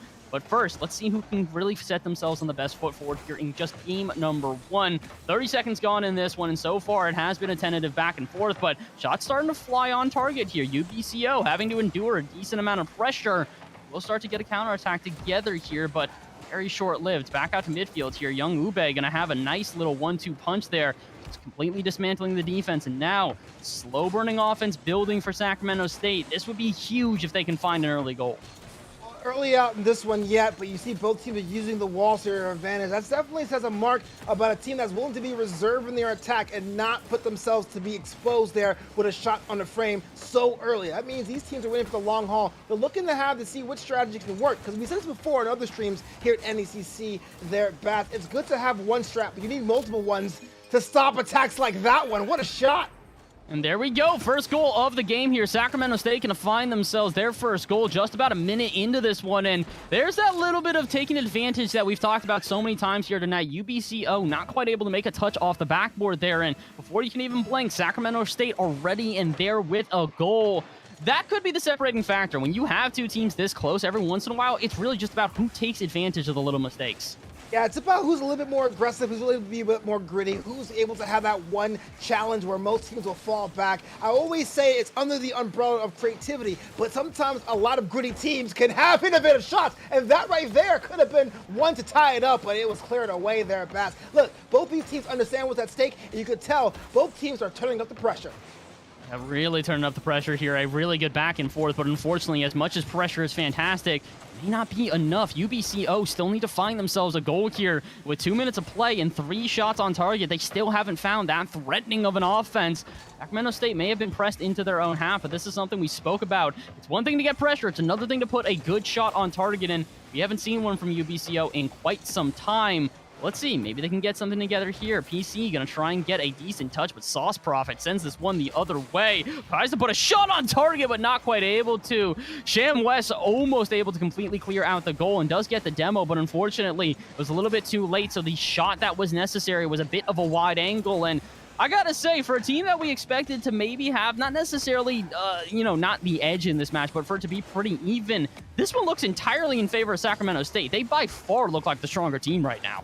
It's almost like a wrestling match, you know? You have two prize fighters locking up in the middle of the ring, and right now it looks like UBCO is against the ropes, asking the rep to break the hold. But, a lot of Rocket League can play in a 5-game series. That's why we like 5-game series, because it is a little bit of that strategy for now and for games 2 and 3 if need be. And that's what I'm talking about, digging deep, and Caden ties it up. And there we go. It's a little bit inevitable here. UBCO had been looking for their first goal throughout this entire game, and all it takes is one little bit of vulnerability. They're just dribbling in front of the net for a bit too long there. And like we said, two very fast teams. You give them a shot like that, Novanta, they're gonna hit it. Yeah, we always want to be able to say, if you have the lead, to make sure you get that second goal as quick as you can. Pat, pat, as we say in these streets there, Bass. Because once you get your opponent back in the game, once they figure out how to beat you one time on defense to get something on the board, then it becomes a whole different game of carball. Oh, 100% momentum, a huge thing in Rocket League. And once you break that seal, it's pretty hard to put it back on here. And at this point, I think Sacramento State are starting to recognize that. UBCO really on the prowl right now. With just about 100 seconds remaining, they absolutely have the time to find another goal. And they find it here. PC, good first touch. It will be blocked by Ube again, but it's not going to alleviate the pressure quite yet. UBCO still on the prowl. And Caden puts this one to the backboard. As the flip reset, what can they do with it? They can put it center. PC is there. It's a fantastic save on the side of Sacramento State, but we've spent about 30 to 40 seconds now, and it's been all UBCO on offense. Great to see to have that shot so close to being in frame and being swatted away at the last moment. It was almost like Thor's hammer against Captain America's shield. This is what I'm talking about with teams. Want to make sure they dig deep to find a way to get a path to victory. If brute force don't work, you have to find something more clever, and that's why both teams currently are using the walls and corners to their advantage. Yeah, they're really trying to build up these plays here, play rather methodically, and wait to see these two guys just sort of, who's going to break first? Which team is going to be the one that shows that little bit of an opening? There it was. UBCO almost able to find themselves that second goal, but with 45 seconds left, it's back to the drawing board, but maybe only momentarily. PC will put in the second. Again, another inevitable goal. That slow burn for UBCO really paying off. That's a shot you definitely spam you after you make it happen. You had your opponent with their pants down. You have to execute. That first shot went a bit awry, and I was a little bit concerned, but thankfully, PC made a quick work of that 2-1 in favor of UBCO. Fantastic game so far here from UBCO, especially after, I would say, probably the first 2 to 3 minutes of this game was entirely in favor of Sacramento State. To see the turnaround where all of a sudden UBCO are really getting into it, put it on shots like that. Just, again, the turnaround. It really is that adaptation and that adaptability that can separate teams at this level. And with 15 seconds left, it might just separate them for this first game here. Sacramento State, though, not backing down. A lot of good pressure, looking for that first goal. But, 50-50 for Ube. He's going to go to the other end. And Chaco, all they need to do is waste time. They'll even give Caden a shot. It's not going to make a difference, though. PC just needs to spike this one down, and they will indeed do that. UBCO take the first game of the series and comeback victory. An impressive one at that, Novanta. It definitely was that meme where it's like, call an ambulance, but not for me, right? I was going to write them off. I was like, man, this Sac State was so great, but UBCO found a way to go through that defense. And not only have to win in this one and one game of the series tally, they have a strat for game 2. They really do have a strategy at this point. And it's also really telling to see when you see a squad that has a strategy and is executing upon that strategy pretty correctly, but they don't necessarily all have the same roles there. 2 of the players for UBCO there had 5 shots apiece, and then I believe it was Choco who had 0. Just played on the back end, played that little bit of that midfield presence, and locked down the half. And that actually really is one of those things that it's a very telling sign when you can see a team that understands the roles they're going to play for that match and how they're going to operate in the matchup. If they execute upon that as well as UBCO do, they can control the series. Absolutely. Both teams having a lot of saves in their tally, which means that even though the defense is pretty strong, both teams kind of figure out how to get to that last shot on frame. Now it's about how do you fake out your opponent at the last possible moment to draw out that defense, to leave that net open wide. Let's see who can find that net open wide and take advantage. Apparently, it's going to be Sacramento State. They're going to find the first goal, and 5 seconds into this one, I'll be honest, with 2 players up for that one, I did not think we'd see a goal this early. Well, there's a shot up there that drew the defense and bringing the shot down exactly as Novanta predicted it. I want to give myself a gold star, Bass. Woo! Hey, you deserve a gold star at this point, my friend. And, well, unfortunately for UBCO, they would have liked to hold on to their gold star, but just like Mrs. Puff taking it away from SpongeBob, they have been ripped away of their win here in that first win, or in that first game here. It could be all tied up, and we go to a best of 3 if Sacramento State can hold on. With 4 minutes remaining over that, actually, they're going to really have to try and pull this one back. UBCO with an equalizer. You know, that goal was great when I was dodging that shot from here in the booth. That was a top 90. I thought the post would have caught that, but it wasn't. Clean as a whistle, and we're tied up at 1. Beautiful way to equalize here, and UBCO showing they're not going to miss a beat. Maybe Sacramento State will turn up the heat on their offense, but that does not mean that they're going to cool down here. Right back to their offense, right back into the face of their opponents, and it's a risky challenge out from midfield from PC here, but it should lead to a UBCO offense. Caden pops this one out to PC, who's going to try and redirect, gets it back to Caden. This one's going to fall off the waterfall. Can they see another touch? They can! Perfectly keeps it in front of the net, and Choco will put in the the lead for UBCO. Who gets the credit, but it really was Caden. Seeing that pass in the mid-pitch, totally unmarked, putting it on frame, and much like the first game, you had that first goal from Sac State. That lead was there, but now it's gone. UBCO is in the driver's seat, and not only a minute has elapsed here in Game 2 there, Bass. This has been an interesting one. Game 2 starting to show that offensive prowess that we expected out of the two teams, but after seeing a little bit of a tentative start, we weren't really sure if it was going to arrive, but finally it has. 1 minute into game number 2 here, a very interesting back and forth, but the question is can UBCO do another comeback victory here? It's looking like they might. Sacramento State had the lead in game number 1 as well, and unfortunately lost grip of it. This time, they have plenty of time to try and equalize again here. 3 minutes, 40 seconds left on the clock, and although Sacramento State are in their own half, they should be able to survive. Sham West is going to make sure of that. A fantastic on-the-line save, and Sacramento will get a moment to breathe. Well, that was a situation that both teams didn't want to find themselves in. It was so close to having a goal past that net and so close to conceding one. And look, you say this before, even though the scoreline is very similar to the first game, it does seem that Sac State is not quite as sure of themselves, and this is a mental game, and so close to having the equalizer there. And I don't know, things are breaking down left and right here, Bass. Well, you're starting to feel the pressure of this second game here. UBCO recognizes Sacramento State really do want that next goal here, and they're getting a little bit nervous on the back end. Don't want booming clears that are just going to give them possession again, so they're trying to keep this one close, but how close should they really be keeping it when they're right on top of each other? This clumping from the side of UBCO is going to leave them in some awkward positions, but the good thing is they've survived for now, just about halfway through this game, and still hold on to that 1-goal lead. How much longer can they do so? Sacramento State still pressing the issue, still knocking on their door, even getting some demos along the way. Jam West needs to get 50-50 here. Not quite able to find it, so Choco now send it to the other end. And I will say this, if UBCO can find themselves another goal here as we just move past halftime, it's not going to guarantee them the game, but a 2-goal safety net would be huge for this UBCO squad. Yeah, but at the same time, if you're looking at Sac State, you're understanding how much pressure the other end is. That could be another shot there for UBCO. You got to think of the game in thirds, right? It's the first session. There's a halfway point at 2 minutes 30 seconds, and that witching hour at 1:30. You have to put yourself in a position to score at least those three sections at least. When you don't do that, then you start to have questions about your offensive attack. And if I'm Sac State right now, win, lose, or draw, those are things you have to ask yourself as you get close to the playoffs. Yeah, this is going to be an interesting one here, and I'm also interested in your thoughts on this one. We have about 100 seconds left, so there's still plenty of time for Sacramento State to bring this one back, but Sacramento State goes down by 2 in this series here. Do you see them getting that reverse sweep or even really having the shot here? Because it kind of feels like the further we get into the series, the more UBCO has a control over the entire series.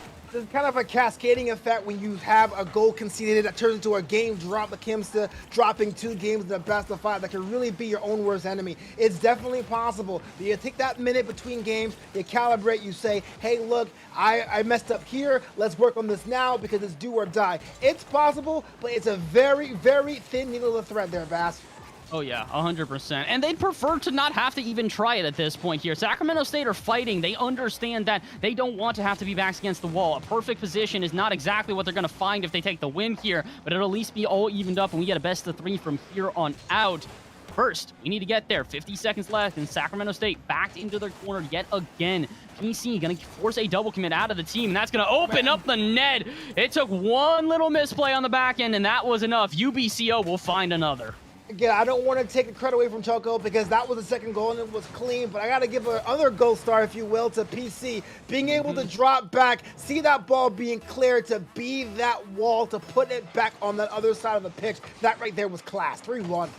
Yeah, that was a very, very good play overall here. And the unfortunate truth is that now Sacramento State really are backs against the wall here. 40 seconds left, and they don't even need one goal. They need two. They need that first goal to just be the catalyst to get this offense going. But speaking of offenses going here, UBCO looking a whole lot more confident. Maybe that's going to be at the detriment of the team. They're forced back into their half yet again, only for a moment. Caden, pass out to PC. Good 50-50. And while it may not lead to a goal, it has led to the win here. UBCO, in my opinion, have wasted enough time now that there is not a possible comeback out of Sacramento State, especially if a fourth goal goes in for UBCO. 4-1 here with 8 seconds left, and we're going to move into Game 3 with a 2-0 lead here for UBCO Novanta. This is what we were talking about. Backs against the wall. Sacramento State need a reverse sweep to win this. A reverse sweep, but I want to give a shout out there for UBCO. You get 1 minute, maybe 90 seconds in that first game to analyze your opponent, to find out their weaknesses like Mega Man, and they found a way to do that. It's one more game they have to do to get themselves this series here in 3 straight games. It's not over yet for Sac State, but their backs are against the wall. Wow. Oh, my word. It might as well be, though, if PC is making saves like that. What on earth are you going to get past this defense if you can't get a shot like that to hit the back of the net? Sacramento State really are going to have to go back to the drawing board. Like you said, take this next minute in between games here and really figure out where they're missing their pieces of the puzzle here, because it's one of these things where, yes, UBCO definitely have the lead right now, and it feels like they are in favor, but it doesn't feel like Sacramento State are out of this by a long shot. You look at the last game, it's a 1-goal difference here. You look at this one, it was a 1-goal difference until the last minute of the game. So Sacramento State just need a little bit of adjustment. If they can do so, which in my opinion, I think starts with their defense, they will absolutely be able to keep this series alive. You're absolutely right, Bass. I know when it comes down to being back against the wall, a caster will say, be more aggressive. And I actually agree here, but I don't mean bumps. I don't mean demos in this case. Although if you get some demos off, props to you. Right? You're seeing this defense from Sac State, a little bit more zone, occupying spaces, but that's not working for them. It's a bit too passive when you come down to UBCO's attack. You have to go man-to-man, car-to-car, Rocketeer to Rocketeer, get in their faces there. There's no reason why PC should have so much space to put a ball back into your half. That should have been way past them, way past cleared. So tighten those spaces up. You may have some opportunity to have UBCO make some mistakes to capitalize on in Game 3. Oh, 100%. We were talking about this in earlier series here today, and I'll talk about it again because it's my favorite development of the meta over the last year is that nuisance annoyance playstyle. Get in the face of your opponents, don't give them the room to breathe, and just continue to suffocate them every time that they try and develop a play, because it really is the meta right now, is if you don't let your opponents, who usually have pretty good offensive prowess, develop that offensive prowess, it becomes a defensive battle of who cracks first. And sometimes that can be good if a team has a good defense. Sometimes it can be bad if they don't have a good defense here. But I would say for Sacramento State at this point, they have proven they do have a solid defense. If they can just limit the options that UBCO have and find shots of their own, this series can absolutely continue. You know, as a performer, one of the things I always say is the power of subjective time. When the ball is in front of your car, you think you don't have enough time in the world, but you have a lot more moments to think and decide than you have give credit for. So yes, Sac State has to have a minute, take a breather, blink, and find out what their next move is going to be, or else it's going to be a quick night for them. Unfortunately, so backs against the wall. Game 3 underway here. Sacramento State need a win just to survive here, and beyond just survive, they probably need a win for their playoff chances as well. Like we said, in this Challengers Cyan division, it is so incredibly close between every single team, and taking a 3-0 loss against a squad that is basically even with you is not going to help you out whatsoever. So Sacramento State need to find themselves a goal here, need that catalyst. They get very close within this first minute, but unfortunately, Novanta not quite able to find that goal yet. I mean, I think it counts as a save, but that's the save you don't want to make. The back of your car being the last-ditch effort. That could have been an own goal situation. Again, a little bit on ice skates here for UBCO. Championship hangover, if you will. And that might be the opportunity that Sac State needs to get themselves a game in this series. And that's the big thing here is they've got them on the ropes, really have them in a very uncomfortable position. They just need one good shot. They also need a defense to slouch a little bit here. Caden with a fantastic save on the line, and UBCO looking like they might have found some comfort on their defense again. They're now going to start going the other way. Caden backflip, though, leaves it for Choco instead, who doesn't really get that good of a touch. Ube, a good 50-50. He's going to pop this one back out to midfield, and Sacramento State forced back into their own half. Unfortunately, despite 90 seconds or so of just complete offensive pressure, they couldn't find that first goal. They can find it here, another offense building, but no, Caden will drop this to PC, and unfortunately for Sacramento State, I think they have squandered their first big opportunity. That opportunity there, and PC makes them pay for it. That double commit at the top of the key of that backboard was just easy pickings for PC to take the scraps off that like a dog at Thanksgiving dinner, bringing it down from the heavens, 1-0 UBCO. Oh my. I really do have to shout out PC for a second here. Like you said, scrappy player, really just getting in the face of Sacramento State, embodying that nuisance play style we spoke about earlier, where they're just winning 50-50s on repeat here. Even if it doesn't directly lead to a goal, they're at least making the Sacramento State team have a difficult task in order to get a single goal, and, well, they will find one, and it's a pretty intricate shot to find it as well. Young Ube taking that long bomb from Sauce Prophet to see your teammate to bring it down and execute. Those are the kind of spirit-building goals that really put you back in the game. That's how you get a team back on their feet there. That's how you give the momentum back in their favor and really find that spark of life we've been looking for out of Sacramento State. And they find another goal, not quite yet.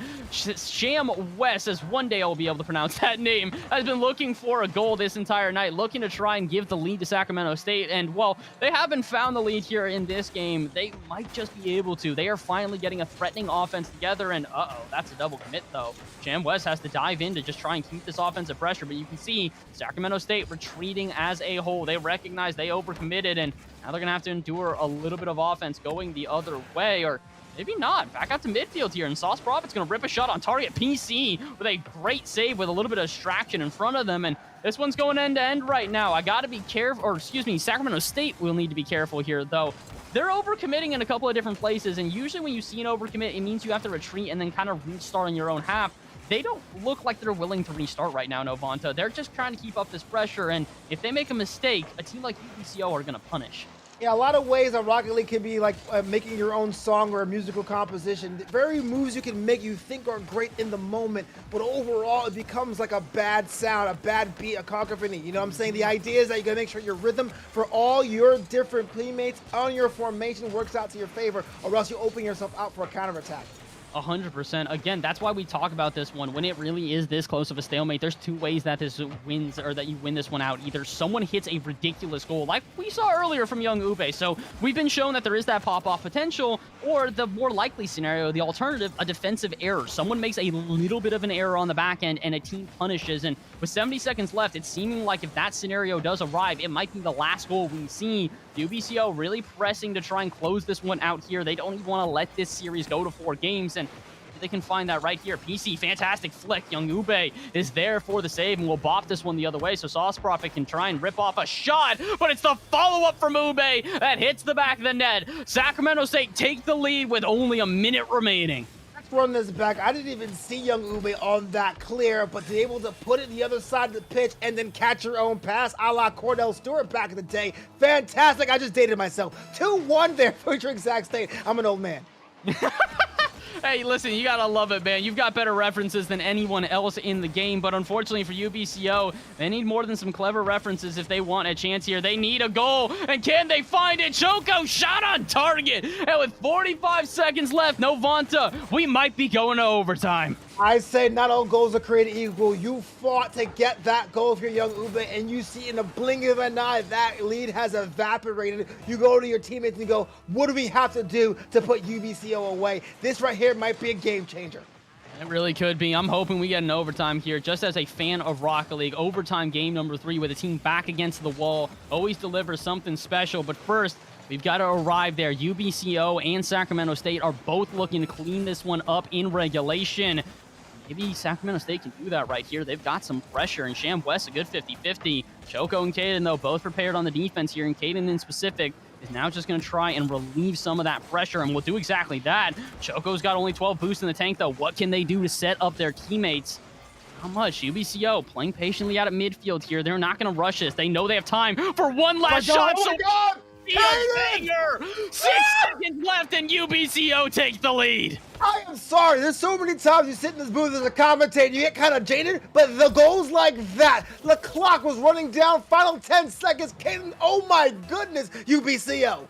And there it is. Like we said, you give them an opportunity, they will strike. 5 seconds left. Can Sacramento State find a strike of their own to keep this series alive? No such luck. 3-0 sweep in favor of UBCO. And I'll be honest, this is the least expected sweep I've seen all night. Well, you know, it was definitely entertaining. And usually when it's a sweep situation, you say, oh, this one player, this stood out. This one player was the MVP. But we saw a complete team performance from UBCO when it comes to international incident. Canada today came out on top.